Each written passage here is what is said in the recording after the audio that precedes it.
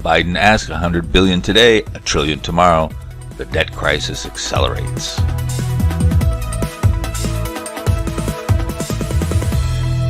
Hello, this is Chart GPT today. Well, we know what's going on the geopolitical scene, and some people call it the prelude to World War III, or maybe we're already in it. But in any case, Biden asked for $100 billion for aid for Israel and Ukraine as the world descends into a bit of chaos here. Not a bit, a lot. So we kind of asked the question, where does this put us in terms of the debt structure and how this is going to start impacting everyone in terms of the financial situation? So of course we stuck with this chart here.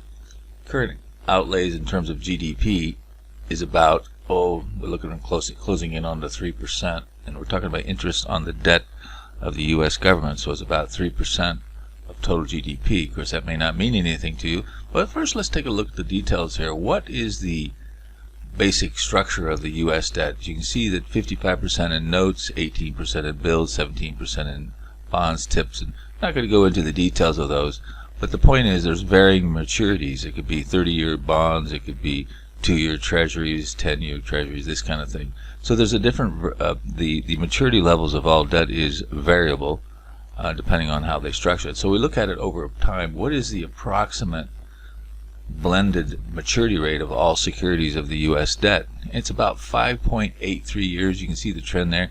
It's been hovering around that area for quite some time. So we look at all the debt structure. If we could average together, it would be a 5.83 maturity rate. So we look at all the debt we have, and you go back 5.83 years, it's about 2.5% was what we say the blended average interest rate on the U.S. Treasury. So that's about 2.5, and of course it varies again in terms of the maturities. And we see here that we're starting to go over that rate because as those debt instruments begin to mature, then you have to reprice it at the current rates. At 2.5, you can see how this rises, and of course this chart back in August is around 3.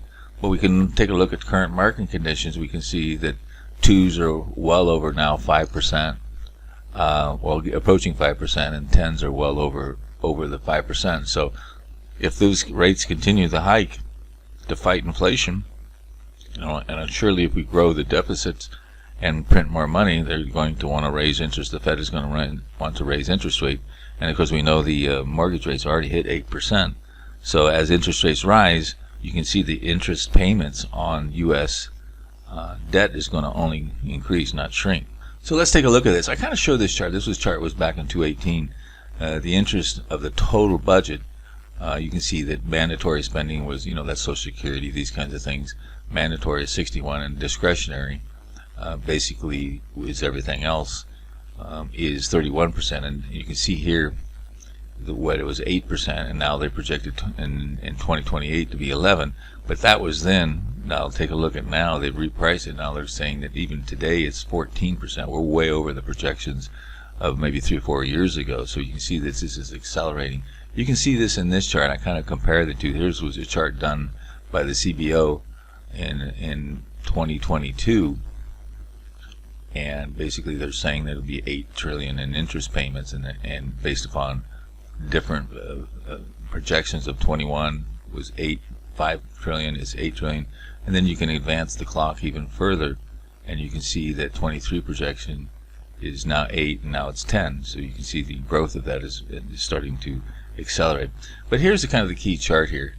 As time marches forward, politicians always find a reason to raise money and debt. If we go back in time, starting with 9/11, the debt wasn't that significant, but with the war on terror during the Bush years, we had a steady climb in deficits as high as 5 to 10 trillion, and of course then we had the Great Recession in 2008, and of course we climbed the debt to 20 trillion, and then COVID hit. We found another reason. Now it's up to 33 trillion. I think current numbers around 33. Now we're starting off with 100 billion. If it goes to 2 trillion or 2 trillion, who knows where this is going? Because politicians always find a reason to spend more money than trends. So when you look out trends, it's very hard to project because you don't know what politicians are going to do. It almost feels like sometimes it is as if it is planned. Will we hit that Minsky moment where the payments outstrip the ability to pay, and even more printing when we go into an accelerated? This is the question many people ask. And give us your opinion. Do you think we'll ever get a chance to settle the debt issues and begin to get back to a normal budget? Or are we doomed for a financial crash somewhere in our future? Take it all around poll. Look at the description box for the post link. Don't forget to subscribe.